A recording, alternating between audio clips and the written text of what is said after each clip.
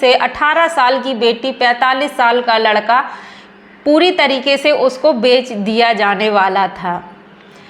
दोस्तों, आप लोगों के बहुत ज़्यादा कमेंट आते हैं जब निराशा भरे हुए, तो मुझे ना बहुत ज़्यादा दुख होता है। मेरी बहुत बहन कमेंट करती हैं, दीदी मैं बहुत ज़्यादा डिप्रेशन में हूँ, अपने चेहरे की वजह से मेरा फेस पूरी तरीके से ख़राब हो गया है। मैं आप लोगों के साथ कोई भी रेमेडी शेयर करने नहीं आई हूँ, बस आप लोगों के लिए एक छोटी सी कहानी लेकर आई हूँ जो बिल्कुल सही है। तो अगर आपके पास समय है तो 5 मिनट की ये स्टोरी ज़रूर से सुनिएगा, जिससे आपको बहुत ज़्यादा सीखने को मिलेगा और लाइफ क्या क्या हमारे साथ करवाती है वो भी आपको जानने को मिलेगा।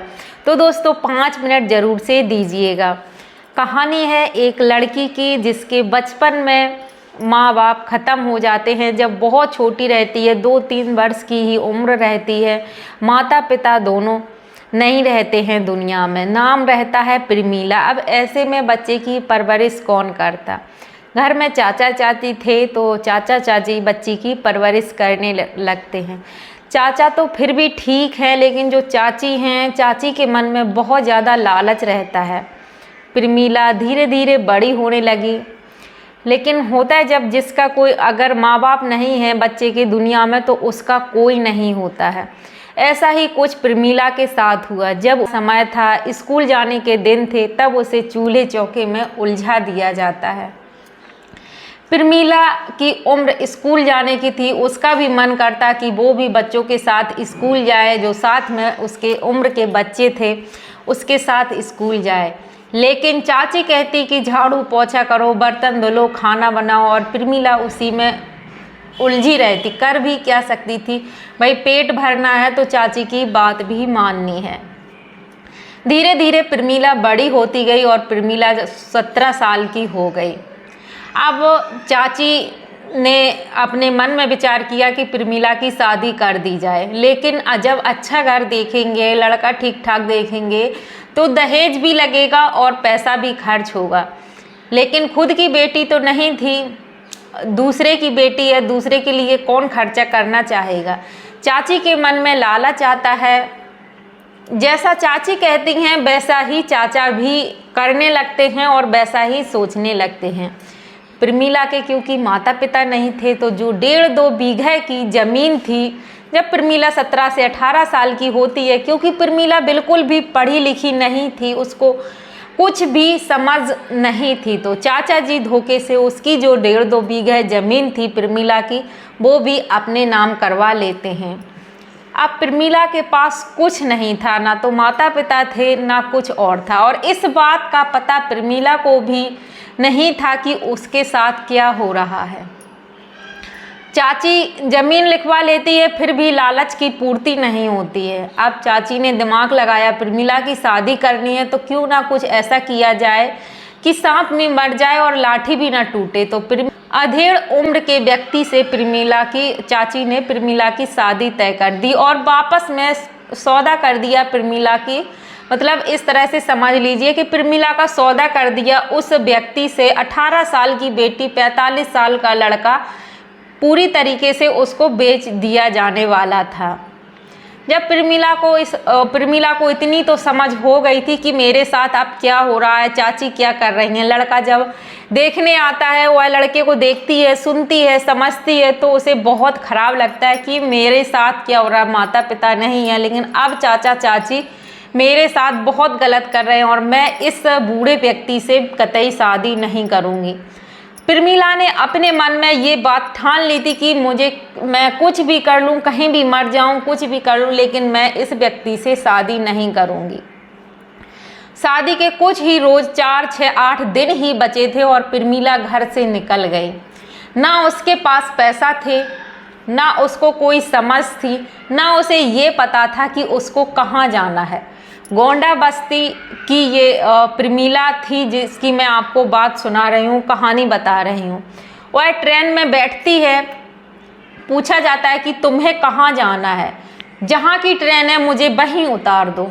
और ऐसे करके प्रमीला उत्तर प्रदेश के उरई रेलवे स्टेशन पर उतर जाती है। प्रमीला वहाँ से, क्योंकि घर से निकली थी, भूख भी लगी थी, पैसा वगैरह कुछ भी नहीं था, और चाची इस तरह से रखती थी उसको कि बाल एकदम से उलझे हुए, एकदम प्रमीला पागलों जैसी, बहुत ही ज़्यादा काली, एकदम लगता था कि ये मतलब बहुत ही उलझे हुए, बालों में जुंगे, इस तरह से प्रमीला की हालत थी। अब प्रमीला उरई आ चुकी थी। अब उसे यही पता नहीं था कि उसको जाना कहाँ है। बस प्रमीला चलती गई कि जहाँ भी उसको मंजिल ले जाएगी, ईश्वर जहाँ ले जाएगा वह वहीं चली जाएगी। चलते चलते प्रमीला उरई के पास के ही एक गांव में पहुंच जाती है। आप सभी जानते हैं कि हर गांव में कुछ अलग प्रकार के व्यक्ति होते हैं, हर कुछ शराबी, कबाड़ी, इस तरह के व्यक्ति होते हैं जो अपने हवस का शिकार किसी भी लड़की को बनाना चाहते हैं। ऐसे में कुछ जो गांव के पुरुष थे शराबी टाइप के, जिन्होंने देखा कि ये एक अकेली लड़की है, देखने से ही लग रहा था कि ये कहीं से निकाली गई है, इसको कुछ अता पता नहीं है, तो वो लोग उसको घेर लेते हैं, पूछते हैं, बात करते हैं कि कहाँ की हो तुम, क्योंकि प्रमीला अलग जगह की थी, यूपी से, तो उसकी जो भाषा है वो भी सही से समझ में नहीं आ रही थी। प्रमीला लिखकर कुछ बताती तो वो ऐसा नहीं कर, क्योंकि वो पढ़ी लिखी नहीं थी। ये बात आज से लगभग 15 साल पहले की स्टोरी है जो मैं आपको सुना रही हूँ। अब जब कुछ व्यक्ति उसको घेरे रहते हैं तो उसी गांव के एक जो सरपंच होते हैं वो वहाँ से गुजर रहे होते हैं और वो ये सब देख लेते हैं। तो वहाँ जो भीड़ लगी हुई थी पुरुषों की, तो वो भी वहाँ पहुँच जाते हैं और देखते हैं कि क्या माजरा है। जब वो देखते हैं कि ये एक लड़की है और ये लोग इसके ऊपर गंदी नज़र रखे हुए हैं, तो वो अपने साथ उस लड़की को लेकर अपने घर पर लेकर आते हैं। प्रमीला से पूछते हैं कि तुम्हारा बेटा नाम क्या है, तुम किस जगह की हो? तो प्रमीला बताती है कि वो गोंडा बस्ती की है। थोड़ी थोड़ी भाषा उसकी समझ में आ रही थी, कुछ कुछ शब्द समझ में आ रहे थे, इतना समझ में आ गया कि ये गोंडा बस्ती की है, नाम प्रमीला है, चाचा चाची शादी करने वाले थे, इस वजह से वो भाग कर आई है। ना ये पता कि उसको कहाँ जाना है, क्या करना है, कुछ भी नहीं पता। इस तरह से प्रमीला वहीं सरपंच जी के घर रह जाती है 8 दिन 10 दिन के लिए, जब तक कुछ, तो प्रमीला को कहा जाता है कि तुम यहीं पे आराम से रहो। अब प्रमीला रहने लगती है, क्योंकि गांव में जब कोई ऐसी बात होती है तो वो बात पूरे गांव में फैल जाती है, और यह बात पूरे गांव में एक हवा की तरह फैल गई। अब बच्चे बूढ़े सभी प्रमीला को देखने आने लगते हैं कि कौन आया है, कहाँ की है, क्या है, एक मतलब वो रहता है जानने की इच्छा। तो सभी प्रमीला से गांव के व्यक्ति मिलने आते हैं। इसी तरह सरपंच जी भी कोशिश करते हैं कि इसका कुछ समाधान निकल आए, इस बच्ची का क्या होगा, इसकी शादी कर देनी चाहिए। लेकिन किससे, तब सभी लोग कहते हैं कि इसकी शादी ही कर देनी चाहिए। अब बात आती है कि इससे शादी करेगा कौन। लेकिन जब प्रमीला आती है तो उसकी दशा इतनी ज़्यादा खराब होती है, सर से जुएं निकल रहे होते हैं, कपड़े बहुत गंदे मैले कुचैले। प्रमीला को अच्छे से नहलाया जाता है, उसको शैम्पू वगैरह करी जाती है, कपड़े नए दिए जाते हैं, तो प्रमीला की कुछ जो है हालत सुधर जाती है।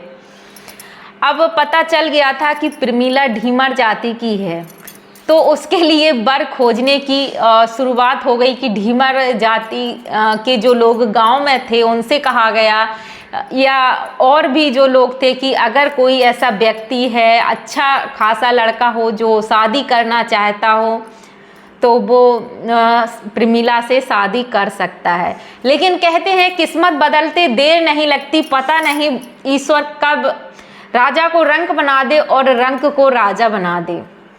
तो ऐसा ही एक लड़का था जिसकी माँ कुछ ही समय पहले किसी दूसरे मतलब व्यक्ति के साथ चली जाती है, मतलब अपने बच्चे और पति को छोड़कर वो महिला चली जाती है। इस वजह से उस बेटे की शादी नहीं हो पा रही होती है, क्योंकि गांव में जब इस तरह से कुछ हो जाता है तो फिर शादी, लड़कों की शादी हो या लड़कियों की शादी हो, तो बहुत दिक्कत आ जाती है। ऐसे क्या होता है कि जब वहाँ तक खबर उस लड़के तक पहुँच जाती है कि एक लड़की है, ठीक ठाक है, और उससे कोई लड़का हो जो 20-22 साल का हो, अगर शादी करना का इच्छुक है तो शादी वो लड़की उसके साथ कर लेगी। लड़का बहुत सुंदर रहता है, प्रमीला की अपेक्षा तो बहुत ज़्यादा खूबसूरत हैंडसम लड़का था, लेकिन दिक्कत यही थी कि उसकी शादी उसकी माँ की वजह से नहीं हो पा रही थी। घर में पिताजी थे, छोटे छोटे 2 भाई थे, इस वजह से उसको भी शादी की इच्छा थी कि मेरा जो घर परिवार है, कोई रोटी बनाने वाला, घर संभालने वाला कोई मिल जाए। अब देखो भगवान ने ऐसी जोड़ी बनाई जिस प्रमीला को 45-50 साल के अधेड़ व्यक्ति के हाथों सौंपा जा रहा था, बेचा जा रहा था, उसी प्रमीला को 22 साल का एक नवयुवक लड़का जो देखने में काफ़ी सुंदर था और बहुत अच्छा कमाने वाला था। सूरत में उसके घर, गाड़ी, बंगला सब कुछ उसके पास था। गांव में ही सरपंच जी के यहाँ ही प्रमीला की गोद भराई हो गई और प्रमीला की धूमधाम से शादी हो गई। आज प्रमीला अपने 2 बच्चों के साथ सूरत में बहुत ही खुश है। और सच बताएं आपको तो प्रमीला को आप देखकर कोई पहचान नहीं सकता कि ये वही प्रमीला है जो इस तरह से आई थी कि भटकते भटकते आई थी। आज वो रानी बनकर राज कर रही है और अपने पति से बेइंतहा प्यार भी पा रही है। सुनाने का बस यही मकसद था कि कभी भी हार मत माने। पता नहीं ईश्वर ने हमारे लिए क्या अच्छा सोच के रखा है। वही प्रमीला आज इतनी ज़्यादा खुश है, इतनी ज़्यादा खुश है अपनी फैमिली के साथ, अपने बच्चों के साथ, अपने परिवार के साथ, जो है सारे जहां की खुशियां मिल गई हैं। इसीलिए आपसे कहती हूँ बिल्कुल भी दुख मत मनाइए, बिल्कुल भी अपने मन में किसी भी प्रकार का कोई भी कष्ट ना रखें। पता नहीं कब किस्मत किसको क्या देकर चली जाए। तो दोस्तों आप लोग अपने चेहरे के लिए इतना ज़्यादा परेशान रहती हैं। दुनिया में बहुत लोग हैं जो बहुत ज़्यादा दुखी हैं, खासकर महिलाओं की, बेटियों की बात करें तो बहुत ज़्यादा दुखी हैं। फिर भी आप लोग बहुत खुश हैं, ईश्वर का धन्यवाद करें। अच्छी फैमिली मिली है आपको, बढ़िया से बढ़िया हर चीज़ मिली है, ईश्वर ने सब कुछ दिया है। अगर थोड़ी बहुत दिक्कत है तो उसके साथ ही खुशी खुशी अपने परिवार के साथ खुशियां बांटें और खुश होकर रहें। क्या पता ईश्वर ने आगे हमारे लिए क्या सोच कर रखा है। तो मिलते हैं दूसरे वीडियो में। आशा है दोस्तों आज की कहानी आप लोगों को पसंद आई होगी और ये कहानी रियल लाइफ कहानी है। जिस प्रमीला की मैं बात कर रही हूँ वह प्रमीला मेरे घर में ही, मेरे पापा के घर में ही रही है। आज से 15 साल पहले तो मैं ये कहानी आपको जो सुनाई हूँ वो मैंने खुद देखी है, प्रमीला को भी देखा है, उससे मैं मिली हूँ। वो मेरे ही पापा थे जो मैंने आपको सरपंच जी की कहानी सुनाई है। तो वही प्रमीला की कहानी है दोस्तों। प्रमीला आज बहुत ज़्यादा खुश है। मिलते हैं दूसरे वीडियो में, तब तक के लिए हर हर